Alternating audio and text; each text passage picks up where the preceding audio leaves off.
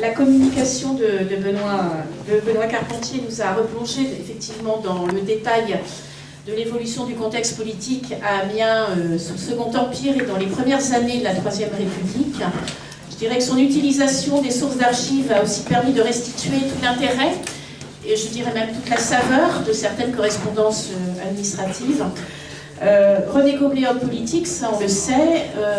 René Goblet, homme de presse, c'est ce que va nous expliquer maintenant Véronique Villain, présidente de la Société des antiquaires de Picardie. Merci. Déjà, homme de presse plutôt que journaliste, ça m'arrange bien. Essayer de démarrer le microphone. Je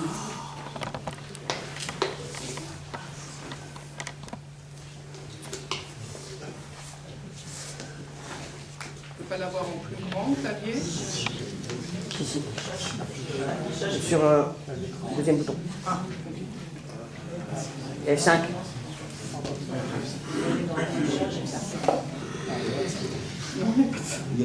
non, je peux bouger avec ça. Oui, c'est ça. Merci. Alors, je commencerai par un très grand remerciement à Renaud Quillet, qui est dans la salle, à qui je dois quasiment l'intégralité de cette présentation. Et j'ai particulièrement utilisé son ouvrage que vous avez donc à l'écran, que je vous invite tous à aller chercher en librairie. Alors, républicain convaincu et opposant tout aussi affirmé à l'Empire, René Goblet semble avoir toujours conçu la presse comme une arme de choix au service de la République.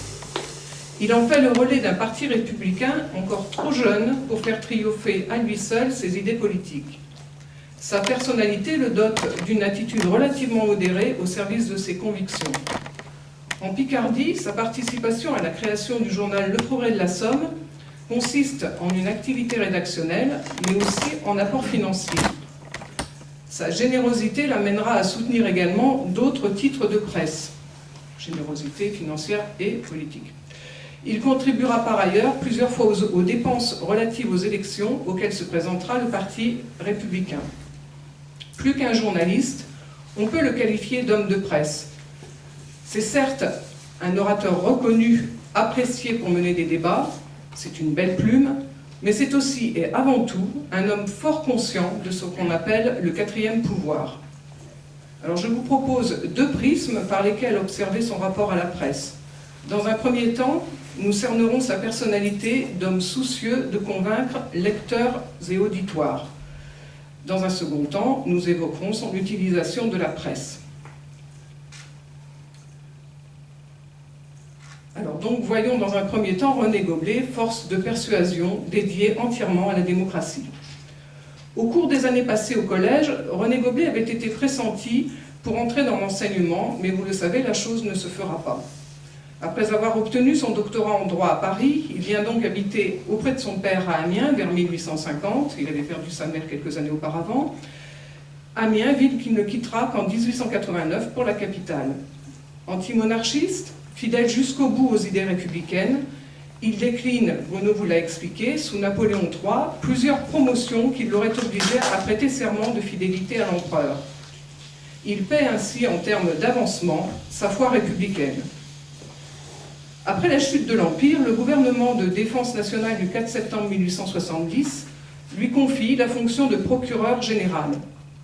Très ferme, il ne prend ce poste à Amiens qu'après avoir eu l'assurance qu'on ne toucherait à aucun magistrat de son ressort sans lui avoir d'abord demandé son avis. Défenseur de la souveraineté populaire, il est viscéralement attaché à un régime de liberté. Anatole France dira de lui, je cite, « Par amour de la liberté, il eût retranché la liberté à son parti plutôt que d'en priver ses adversaires. » Comme le Parti républicain, il espère une fraternité universelle et s'oppose à la violence, ce qu'il confirme en disant « Nous ne voulons rien renverser, rien ébranler. Nous voulons édifier solidement et sûrement. » Ainsi, il n'apprécie absolument pas l'agressivité qui frappera Frédéric Petit et le Progrès de la Somme à la suite de la Commune de Paris. Retenons que s'il est opposant, il n'est ni systématique ni vindicatif. C'est aussi un anticonservateur, et à ce titre, il se heurtera aux opportunistes parce qu'il veut vraiment que les choses changent, et profondément. Il est doté d'un esprit curieux et ouvert. Vous avez vu tout à l'heure qu'il voyageait en Italie, en Suisse, en Belgique, en Hollande, en Grande-Bretagne, pour comprendre le rôle que peut jouer la France à l'étranger, mais souhaitant aussi connaître les puissances dominantes et leurs peuples. Cette idée de comprendre les rouages de la vie des gens semble être récurrente dans sa vie. Le journalisme repose sur ce concept. Il est doté d'une très grande force de persuasion, fort utile pour ses discours et ses articles. Aux législatives de 1869, à défaut de candidat républicain local, il réussit, il est vrai, il faut reconnaître, avec l'appui de Fiquet et de Janvier, à convaincre deux statures nationales, Jules Simon et Jules Favre, à se présenter dans la Somme. Je ne sais pas si vous voyez grand-chose, mais je tiendrai les transparents à votre disposition.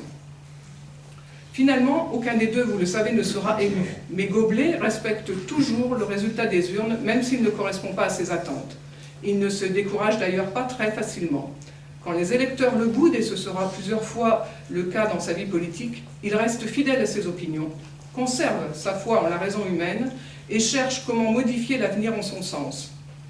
Clairvoyant ou optimiste, comme vous voulez, il déclare pendant la guerre de 1870 « Nous gagnons du terrain, la guerre ne changera rien à la marche des choses ». Il est assez modéré.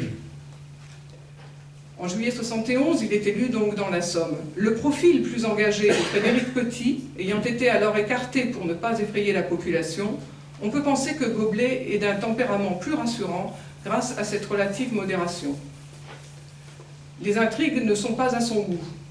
Fidèle en amitié, il sera toujours très proche de son grand ami Alphonse Delpech. Vous avez là, je n'ai pas trouvé son portrait, un extrait de son dossier pour la Légion d'honneur. Et il sera également très très proche des époux Quinet.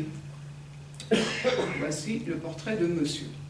Sa droiture, son total désintéressement et la sincérité de ses convictions lui font bénéficier d'une belle estime. Il est d'une grande rigueur morale, n'est attiré ni par l'argent, ni par les propriétés, ni par la terre, pourtant encore très recherchée dans cette société de la fin du XIXe. Il sera d'ailleurs toujours locataire à Paris, même s'il était fort loin d'être pauvre. Connu pour être fort rigoureux, il est rapporteur à la commission d'enquête sur les opérations électorales frauduleuses et usera avec beaucoup de sévérité des suppressions de traitement des ecclésiastiques militants. Engagé en politique à la fin des années 60, il fait discrètement partie des républicains picards dès la fin de règne de l'empereur. Sans être militant, il n'a jamais caché ses convictions républicaines. Son but ultime est le triomphe de la République. Pour cela, il est capable de concessions et il est prêt à ne pas être exclusif, à être conciliant avec les non-républicains, contrairement à Frédéric Petit, qui refuse de négocier avec eux. D'ailleurs, cela fera dire à Jules Lardière que René Goblet est, je cite, un tiède. En fait, je ne pouvais pas dire que des choses bien. En fait, il ne veut pas effrayer les plus modérés pour ne pas mettre en danger la République par une réaction de peur. Je pense que c'est un grand leitmotiv chez Goblet. Cette modération lui sera souvent reprochée par ses adversaires. Doté d'un esprit libéral sur le plan politique et juridique, il fait montre d'un constant intérêt pour la chose publique. Il refuse le collectivisme, ne veut absolument pas supprimer la propriété privée. En revanche, il veut un service public fort pour aider au développement économique du pays. C'est un orateur très reconnu, doté d'une parole qu'on dit abondante, claire et au service d'idées précises. Là encore, cet atout fait partie des ressources nécessaires aux journalistes. À cette époque, les études de journalisme, rappelons-le, n'existent pas encore, mais bien sûr le métier, lui, existe depuis très très longtemps. À l'écran, vous avez une médaille de l'Association syndicale des journalistes républicains, association contemporaine de l'époque de Goblet. Le statut professionnel de journaliste ne sera fixé qu'en 1935. Les capacités d'orateur de Goblet sont très tôt repérées. Il est recherché à la Chambre des députés pour animer les débats et il a le sens de la formule, ce qui est aussi très utile dans le monde de la presse. À la fin des années 1890, il est l'orateur parlementaire le plus sollicité parmi les radicaux de gauche. On dit de lui que c'est une plume. 2 exemples illustrent ce savoir-faire. L'Assemblée de 1885 ordonne d'afficher dans toutes les communes de France son discours de réponse aux critiques de la suspension de traitement de certains desservants, tant ce discours lui semble clair. Et par ailleurs, en 1886, c'est cette fois le Sénat qui demande l'affichage de son discours sur l'enseignement primaire. Il sait se montrer sarcastique, cassant, voire rageur.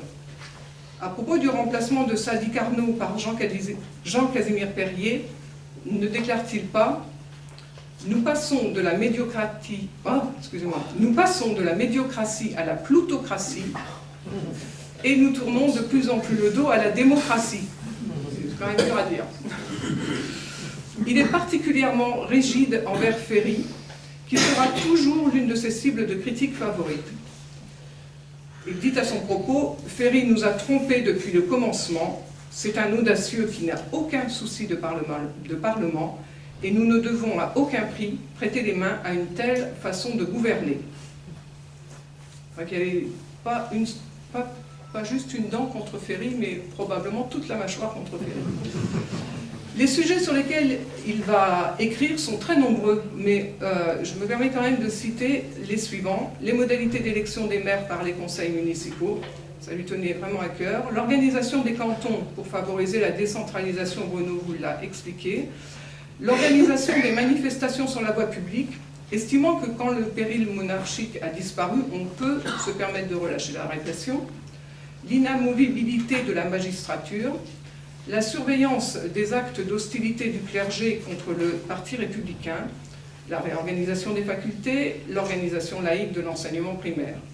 Il souhaite que la France se réapproprie les grandes idées de la Révolution de 1789 et que l'enseignement forme l'opinion à la pratique des libertés publiques pour préserver l'institution républicaine. Enfin, pour conclure sur sa personnalité, écoutons Clémenceau qui dit de lui « Pas une grande question dont il se désintéresse ». Alors, je suis tellement partie sur Goblet que j'en ai même évidemment oublié le portrait de Ferry, ce qu'il aurait certainement fait, donc excusez-moi. Voilà. Alors, voyons dans une seconde partie, Goblet, journaliste mais surtout homme de presse.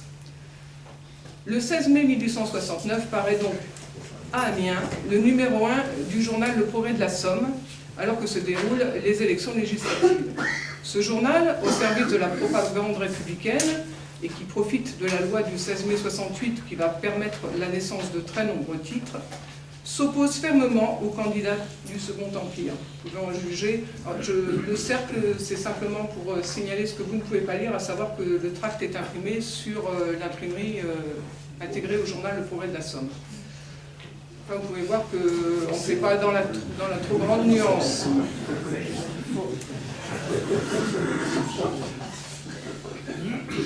C'était la minute de récréation. Dans un premier temps, le Progrès de la Somme s'installe à Amiens, rue de Narines. Alors, rue de Narines, c'est une parallèle à la rue de la République vers l'ouest, voilà, qui n'existe plus. Les archives de la Somme conservent la plaque de réquisition d'un logement pendant la Première Guerre mondiale chez un habitant du nom de Goblet et habitant rue de Narines. Alors, je ne sais pas quel est le lien entre ce monsieur Goblet qui habite au 49 rue de Narines et notre né à nous. C'est lui.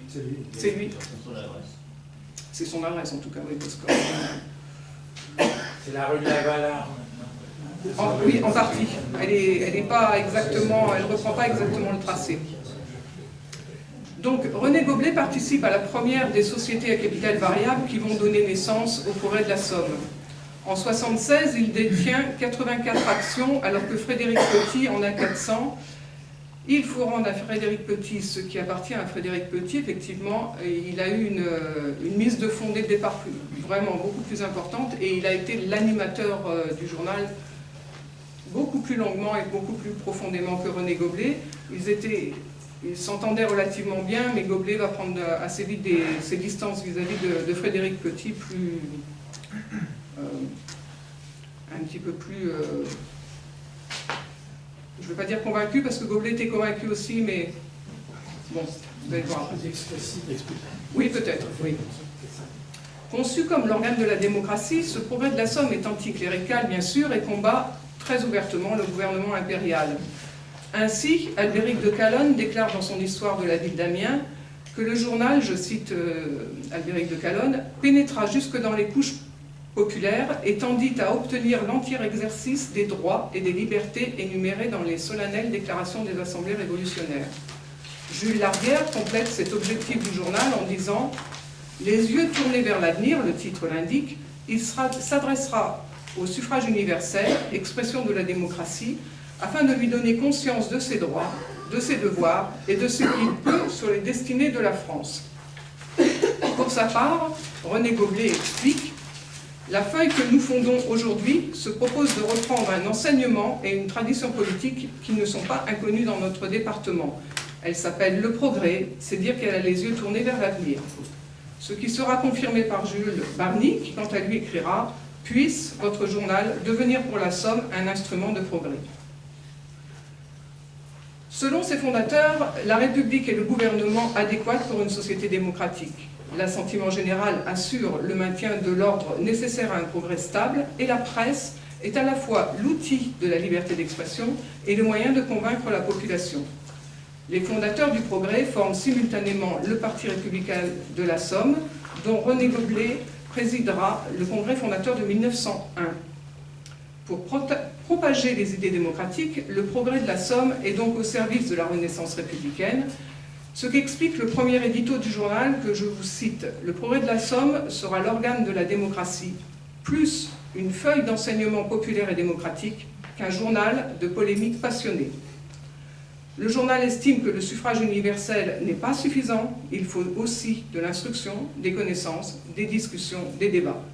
René Goblet veut diffuser ses principes fondateurs sous une forme simple et accessible à tous. C'est bien là l'objectif de tout journaliste. Il fait le parallèle entre instruction publique et journalisme, voulant éduquer les citoyens, en espérant bien sûr au final qu'ils voteront républicains. On peut ici rappeler que René Goblet sera l'une des figures de l'œuvre scolaire de la Troisième République. La presse va vite s'affirmer comme un puissant moyen pour les prétendants politiques. Elle va maintenant constituer le quatrième pouvoir après le législatif, l'exécutif et le judiciaire.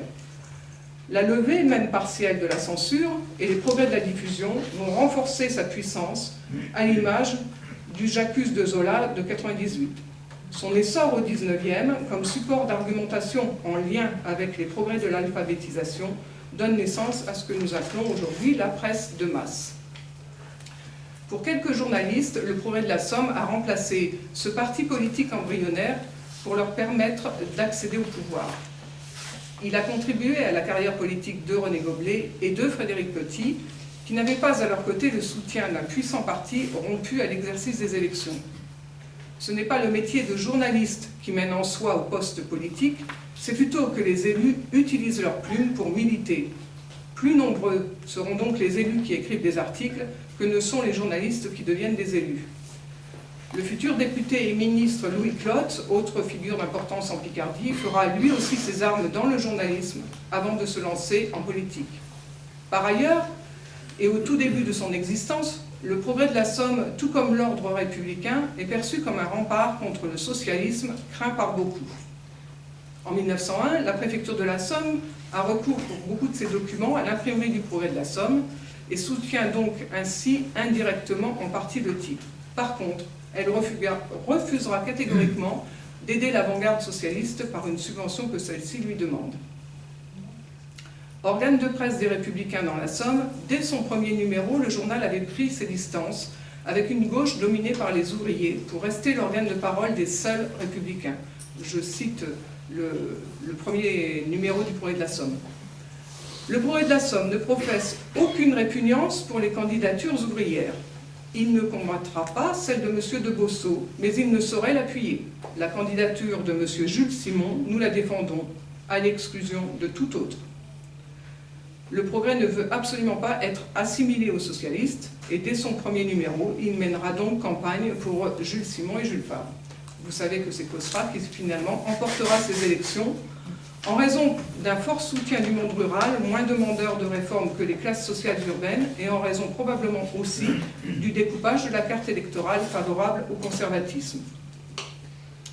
Si Goblet désapprouve farouchement le collectivisme des socialistes, il finira néanmoins par se rapprocher d'eux, et en particulier de Mitterrand et de Jaurès, sans jamais adhérer au parti. Goblet veut, je le cite, « faire de l'ouvrier, par l'association et la participation aux bénéfices, un copropriétaire du capital et de l'industrie. » Jaurès dit de lui en 1905, « Au fond, cet homme qui passait pour un doctrinaire n'avait en fait pas de doctrine. » Vers 1880, René Goblet s'éloigne de Ferry et de Gambetta, les deux hommes forts du mouvement opportuniste. Sa rigoureuse droiture l'amène à démentir certains propos, y compris, il ne se gêne pas évidemment, c'est son journal en partie, dans le Progrès de la Somme. En 88, il finit par déclarer « Je vois que le progrès s'enfonce dans son ornière opportuniste. Il faudra un de ces jours que je me sépare officiellement de lui. » Ce sera chose faite en novembre 88, où il cède sa place à Albert Dauphin pour le contrôle du journal. Dauphin qui était entré au capital dans les années 80 grâce à Petit et contre l'avis de Goblet. Le progrès, qui était donc né assez radical, était devenu à la fin des années 80 un peu plus modéré. Il redeviendra beaucoup plus radical après la mort de Petit et de Dauphin. Alors Goblet n'est pas avare de ses deniers personnels, bien loin de là. Il finance 40% des frais de la campagne amiénoise de 71. Lors des élections de juillet 72, il supervise la campagne, signe les lettres de soutien dans la presse et les tracts et couvre encore 20% des dépenses du Parti républicain Picard. En 72, il donne 1000 francs toujours pour des dépenses relatives aux élections. Lors de l'élection de janvier 76 à la Chambre des députés, il avance cette fois 4 900 francs et il donnera encore 8 600 francs lors des législatives de 85. René Goblet anime dans la presse des campagnes, donne des interviews dans des titres très diffusés comme le 19e siècle ou La Lanterne et fait de très nombreux discours lors des banquets politiques. Il participera à d'autres titres. En novembre 91, avec le socialiste Mitterrand et d'autres, il prend la direction de la Petite République. Ils en feront l'organe de la gauche radicale et du socialisme indépendant. Et en 1993, René Goblet laisse Mitterrand lui succéder à la direction du titre. Avocat, il plaide pour défendre les opposants républicains et les gens d'origine modeste. Durant toute sa vie, il gardera un rôle important dans les affaires concernant les rapports entre presse et justice. Ainsi, vous le savez tous, il plaide pour la dépêche de Toulouse en janvier 1996. Pour conclure, une de ses dernières volontés, ça a été évoqué 2 fois je crois, était d'apurer les finances publiques. Il propose donc la création d'un impôt sur le revenu et c'est ce qui le fera définitivement chuter en politique. Oui, il y en a sans doute d'autres aussi. Homme de conviction, rompu au débat, maîtrisant parfaitement les arcanes de la communication, il mit sa vie au service des citoyens, ou plus exactement de la République, et ce relativement discrètement.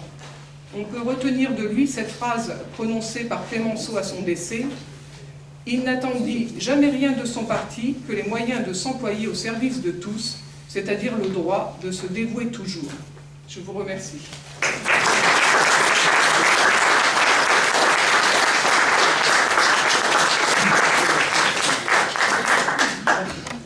La communication de Véronique Villain a permis effectivement d'apprécier combien l'engagement politique de René Goblet, républicain, démocrate convaincu, a trouvé un écho logique dans son rôle d'homme de presse, certes cofondateur du Progrès de la Somme, mais aussi collaborateur à d'autres titres de presse.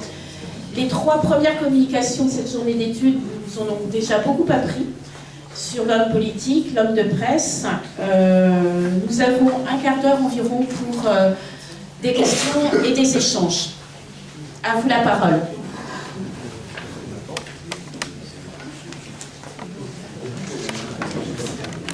La question sera pour Benoît Carpentier. Vous avez évoqué les... Je veux voir un point de détail, mais qui attire mon attention. concernant les rapports des sous-préfets de l'été 70, juillet 70. Vous dites que ces sous-préfets notent l'enthousiasme de la population à la guerre. Alors on sait pour 1914 que l'enthousiasme n'a jamais eu lieu. Pour la guerre de 70, c'est même très relativisé, notamment par un livre déjà un peu ancien, Stéphane Rousseau, sur la France en guerre en 70. Je voulais savoir s'il n'y avait pas, peut-être, une hypothèse, une manière pour ces sous-préfets et préfets de montrer qu'ils sont fidèles au régime, que c'est un régime qui a décidé la guerre, et donc évidemment la population, selon eux, est favorable à la guerre. On ne pas peut-être une relecture comme ça. Et après, il faut pouvoir croiser avec d'autres sources qu'on n'a pas nécessairement, mais... Oui, effectivement. Alors, effectivement, dans les rapports des préfets, ce qui est intéressant, déjà, il y a un lien quand même de la hiérarchie, et il y a des choses qui sont dites dans les rapports qui montrent qu'il y a un zèle, effectivement, dans la manière de transmettre, et puis aussi, je pense, une déformation parfois de la réalité de ce qui se passe. On est sur une période, effectivement, où il y a une certaine forme d'anxiété, etc. Mais dans les rapports, dans les différents rapports, que ce soit sur l'arrondissement de Péronne, celui d'Abbeville, et pour celui d'Amiens, c'est lacunaire. J'ai pas vu la synthèse, en fait, sur l'ensemble des moyens des lacunes. On voit qu'effectivement, les retours qui sont faits sont en décalage avec effectivement la réalité historique telle qu'elle a été démontrée par plusieurs historiens.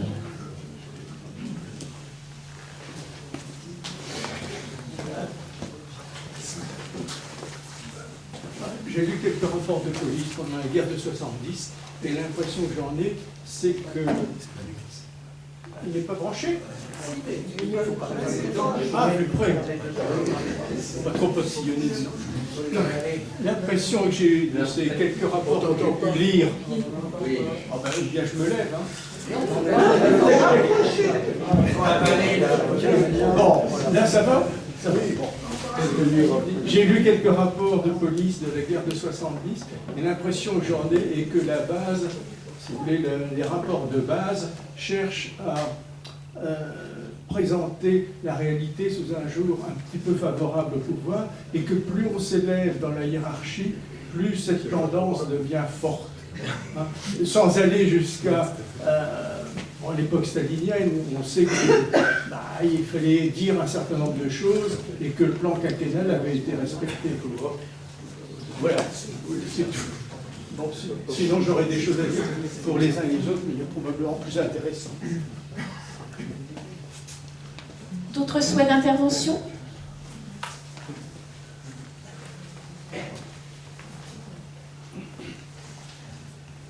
Je voulais dire déjà que j'ai apporté la conscience de Renée Goblet. Je pense qu'elle présidera cet après-midi à la mémoire.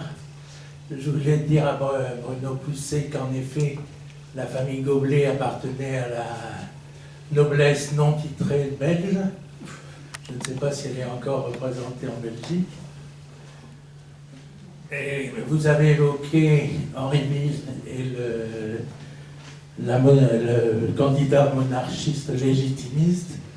Je voulais dire que Henri, comte de Bordeaux, comte de Chambord et duc de Bordeaux, l'enfant du miracle, est né bien après la mort de son père, et que, selon la théorie que nous a enseignée Claude Nachin, qui est décédé cette année, il était victime du syndrome du fantôme, puisqu'il a été élevé par Charles X, son grand-père, qui n'avait rien compris à la Révolution et qui était d'intelligence très limitée, et par sa tante, la duchesse d'Angoulême, qui était la fille de Louis XVI. Donc elle avait horreur des républicains et de tout ce qui représentait la République. Donc, selon la théorie du fantôme, il ne pouvait y avoir ni descendance, ni réussir dans ses projets. Merci.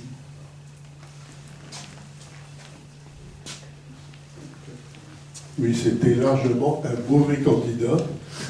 puisqu'il a été incapable de comprendre que le drapeau tricolore était accepté et devait l'être, et lui, c'était le drapeau blanc, et hors du drapeau blanc, rien n'était possible.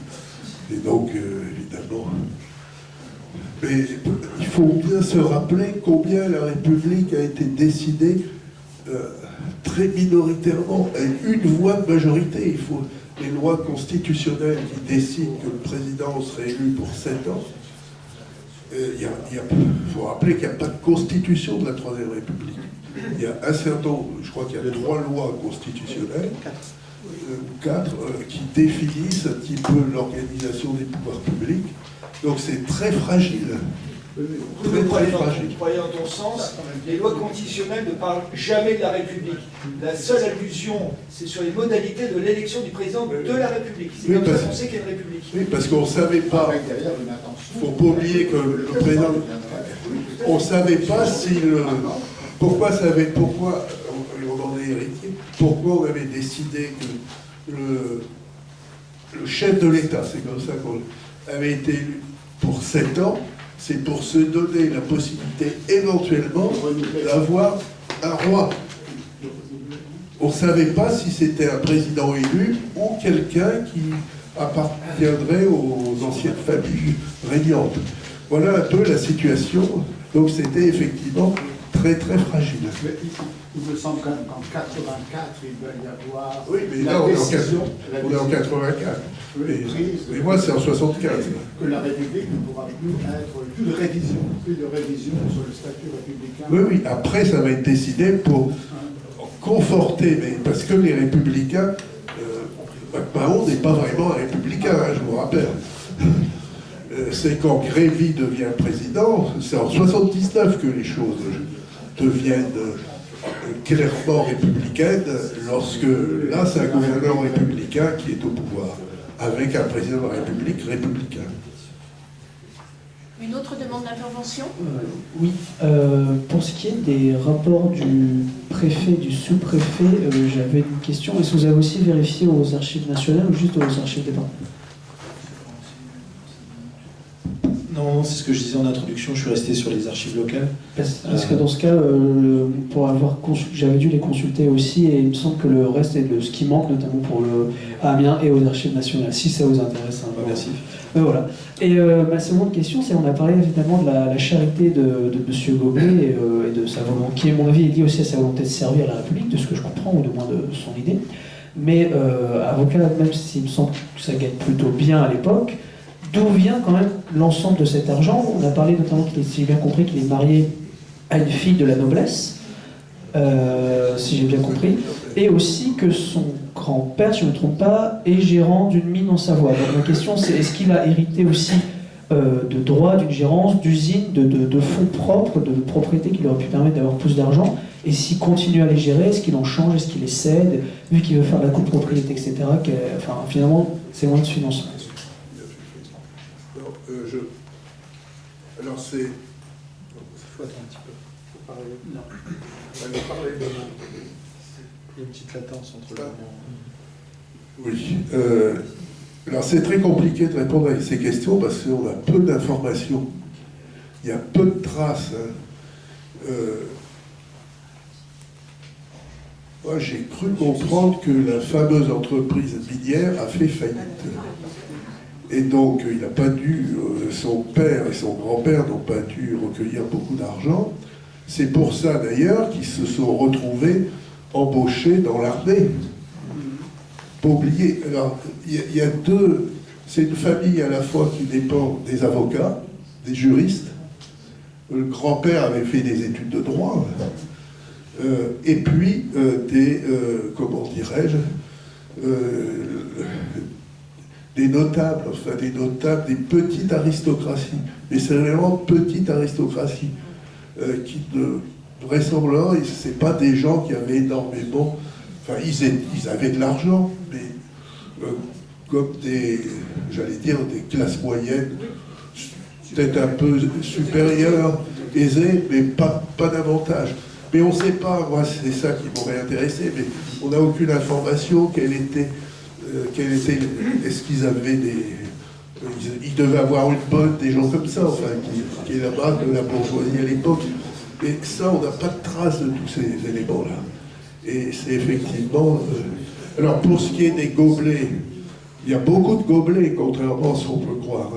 C'est pas une famille...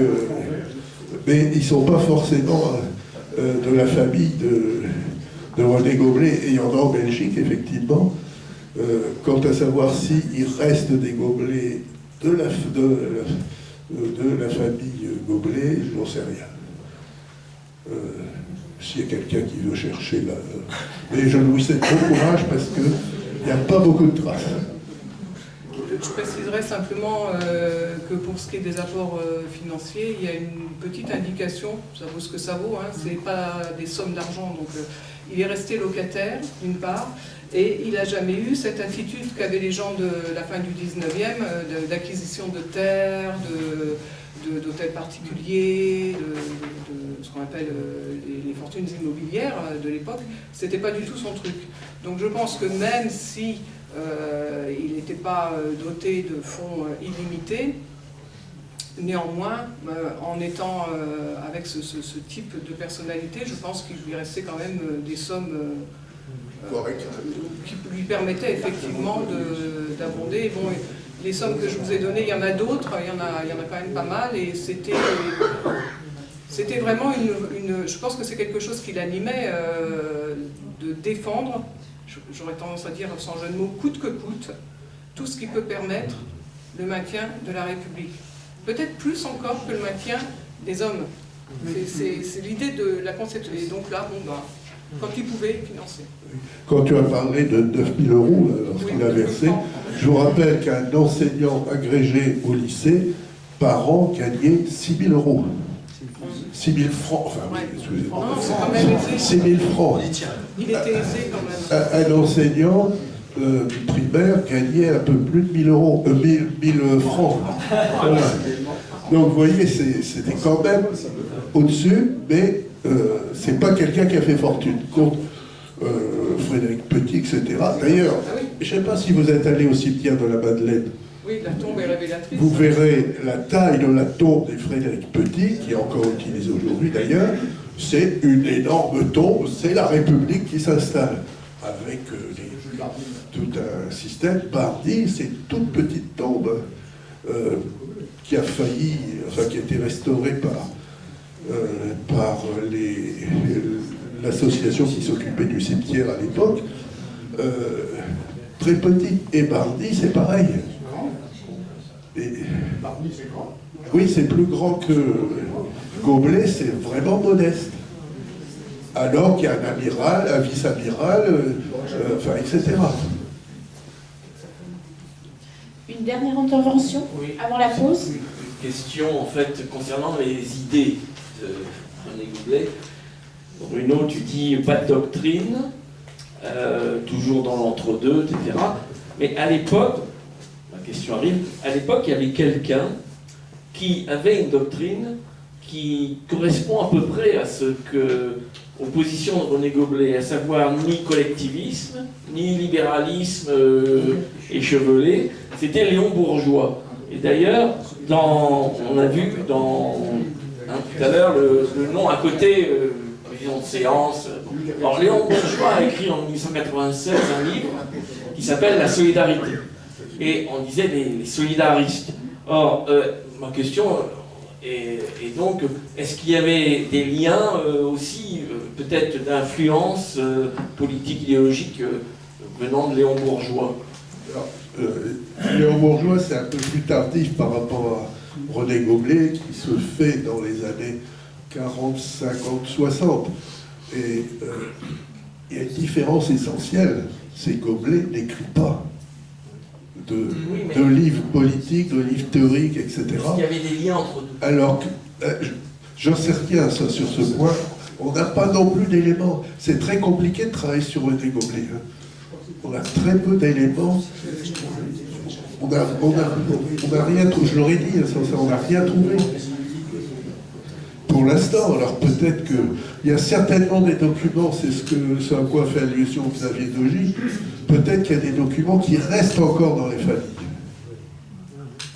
parce que on a récupéré, les archives ont récupéré des choses intéressantes, mais qui sont réduites par rapport à ce qu'il devait y avoir. On n'a rien, parce qu'une partie des manuscrits qui ont été récupérés ont déjà été publiés dans la revue politique et parlementaire, par sa veuve, justement, qui voulait montrer que, ce qui montrait, si on publie les documents de Goblet, c'est qu'on commence à l'oublier à la fin des années 20.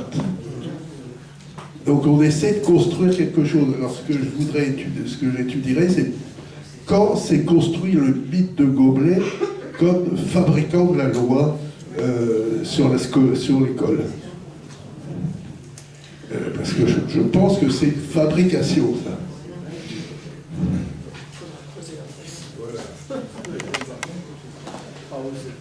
Je reviens, je n'ai pas eu le temps d'intervenir sur la question du financement. Il y a un angle en fait qui effectivement était utilisé notamment par les boulangistes. Les boulangistes avaient tendance, notamment lors de l'élection partielle, puis lors de l'élection législative contre là où René Goblet est opposé à Millevoye, on a trace effectivement de la propagande, et la propagande évoque justement cet enrichissement personnel, le fait qu'effectivement les mandats politiques permettent de s'enrichir. Or, en fait, ce qu'il faut savoir, c'est que pendant très longtemps, et notamment si on prend effectivement le Second Empire au départ, et ensuite les débuts de la Troisième République, il y a peu de mandats qui sont financièrement, on va dire, rémunérés. Il n'y a pas d'indemnité, en fait. Les maires ne sont pas indemnisés pendant très longtemps, en fait. Et donc, sur cet angle-là, il n'y a pas de... Enfin, moi, j'ai rien trouvé sur, effectivement, le fait que les mandats politiques permettaient de financer le journal Le Progrès ou même les élections. Parce que, par contre, ce que j'ai trouvé, effectivement, c'était Renaud Quillan qui en parlait aussi dans son ouvrage, c'est que par plusieurs fois, à plusieurs reprises, les campagnes électorales ont été effectivement difficiles à mener, faute de financement, et René Goblet a apporté sa contribution lors des différents scrutins. Merci. On a déjà beaucoup appris ce matin. On voit qu'il y a encore beaucoup de choses à découvrir, sans doute dans des archives privées qui restent à découvrir, des archives notariales. Une dernière question, parce qu'il faut vraiment qu'on fasse 10 minutes de pause avant de reprendre à 12h15. Gédéon Forceville, l'auteur du monument des illustrations pilates. Oui, ça... Je voulais savoir quelles étaient les relations, je crois qu'elles étaient conflictuelles, entre René Goblet, républicain, et puis Gédéon de Forceville, qui était monarchiste, qui était l'auteur quand même du monument des illustrations picardes. Je vous propose justement de revenir cet après-midi, puisqu'on va parler de ces problèmes statuaires. Alors, un tout petit élément important, il existe, les partis sont en voie de constitution à l'époque. Il faut aussi se rappeler ça. Donc tout ça, c'est pour ça que les journaux jouent un rôle aussi important. Merci encore à nos 3 intervenants. 10 minutes de pause et on reprend à 12h15.